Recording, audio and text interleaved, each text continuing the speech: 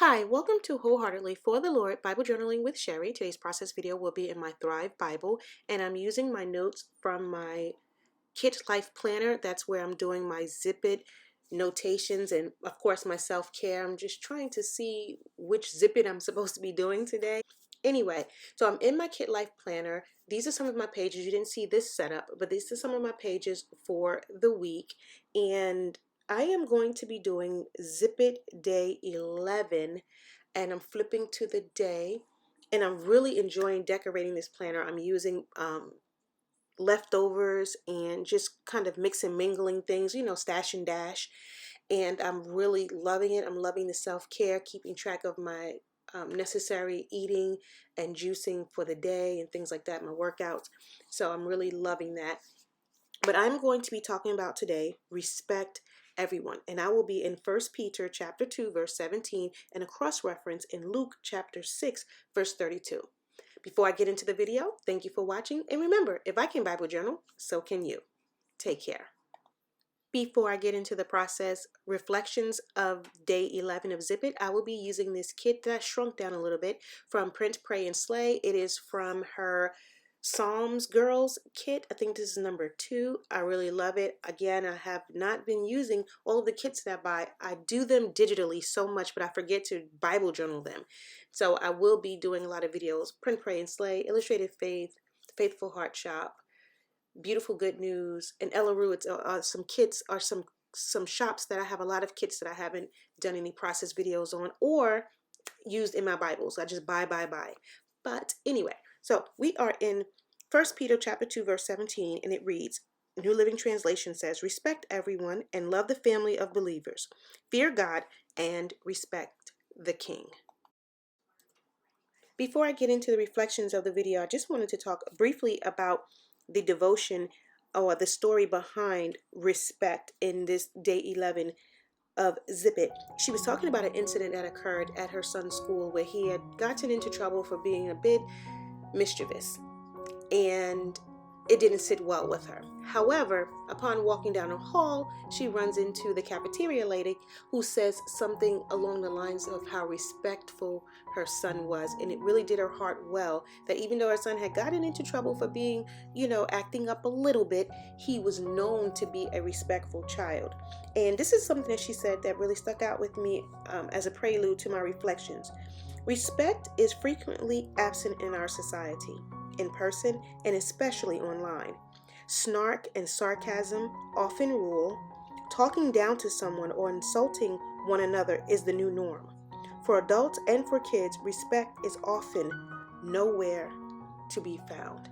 Sin affects everything, and in today's society, respect seems to just dissipated. People do not talk respectfully to one another. A lot of the tone behind the things that we say has a shrill to it. It has a bite to it, and we are commanded and instructed in Scripture to not only be kind and loving to people, but to talk nicely to one another. And respecting everyone means respecting everyone, and that's what I got out of this. It means respecting even those who don't like you, even those who speak harshly and unkind ways to you. Because we are born again, we have the ability to exhibit Christ-like characteristics where we can speak kindly to those who are unkind to us.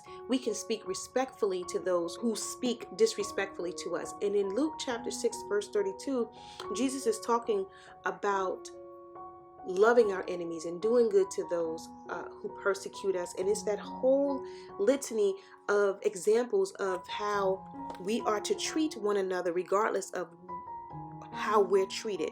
And we do not say much about our Christian walk if we can only love those who love us back, if we're only respectful to those who respect us back.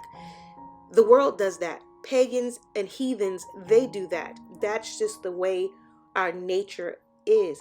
But when we are born again, we surely can.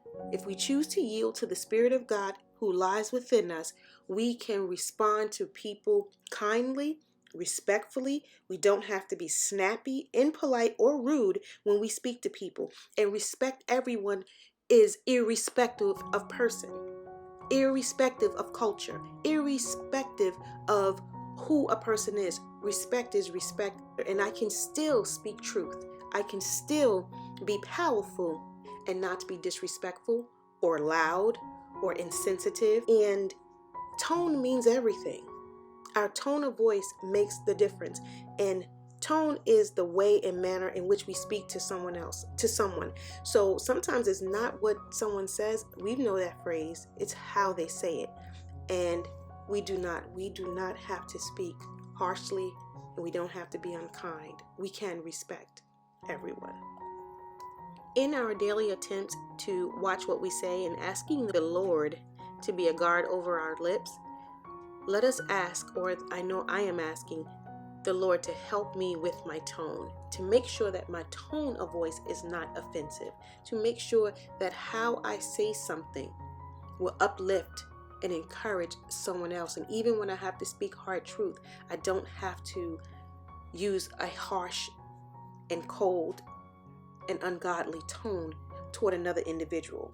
I know me, and I'm very sensitive, and even someone's tone sometimes can really get me a little out of whack. So I ask the Lord to help me not to be so overly sensitive, regardless of how someone says something to me. Give me the strength and the wisdom to respond kindly and respectfully and in a tone that would please Him, and not to let my emotions and feelings get in the way.